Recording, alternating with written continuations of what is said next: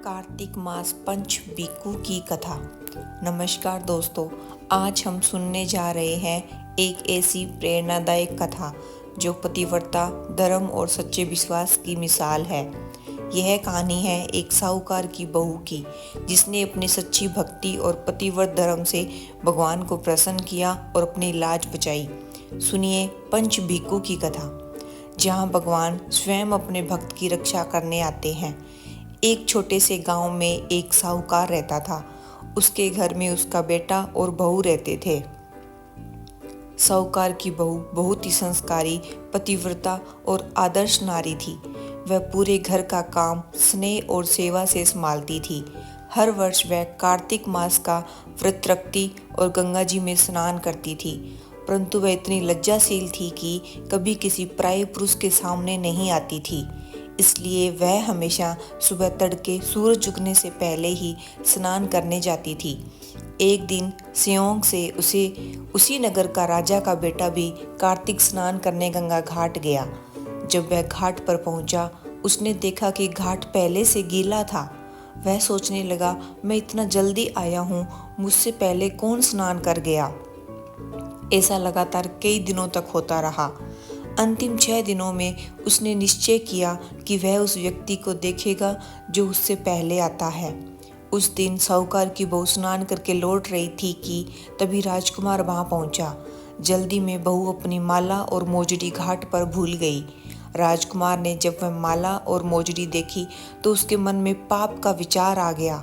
उसने पूरे नगर में घोषणा करवाई, जिस स्त्री की यह माला और मोजड़ी है वह 5 रात मेरे पास आए। यह सुनकर पूरे नगर में थू थू होने लगी। साहूकार की बहू बहुत दुखी हुई, परंतु उसने धैर्य नहीं खोया। उसने संदेश भिजवाया, यह माला और मोजड़ी मेरी है। मैं 5 रात गंगा जी के घाट पर आऊंगी, वहाँ जो कहना है कह लेना। राजकुमार अपनी साक्षी के रूप में एक बोलने वाला तोता यानी कि सुआ लेकर वहाँ गया और पेड़ पर टांग दिया। पहली रात जब साहूकार की बहू घाट पर पहुंची तो उसने भगवान से प्रार्थना की, हे कार्तिक के ठाकुर, राई दामोदर, पांचों पांडव, छठे नारायण, उस पापी को नींद आ जाए, मेरी लाज रखो। भगवान की कृपा से राजकुमार सो गया। बहू स्नान कर बोली, सुआ सुआ, तेरे गले डालूं हीरा, मेरी साख भरियो मेरे वीरा। तोते ने कहा, कभी वीर भी साख भरता है? बहू ने उत्तर दिया, सुबह सुबह सुबह तेरे पग लूंगी नेवर, साख भरियो मेरे देवर। तोते ने कहा, ठीक है भाभी, मैं तेरी साख भर रखूंगा। फिर वह लौट गई। हर रात बहू आती, भगवान से प्रार्थना करती और राजकुमार नींद में सो जाता। 5वीं रात उसने कहा, हे प्रभु, 4 रातें तो निकाल दी, यह आखिरी रात भी निकाल दो। भगवान ने उसकी लाज रखी। सुबह जब वह जाने लगी तो बोली, सुबह उस पापी से कहना 5 रातें पूरी हो गई, अब मेरी माला और मोजड़ी लौटा दे।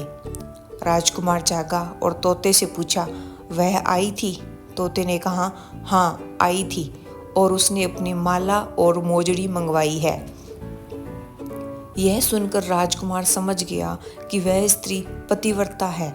कुछ दिनों बाद राजकुमार को कोढ़ यानी कि त्वचा रोग हो गया।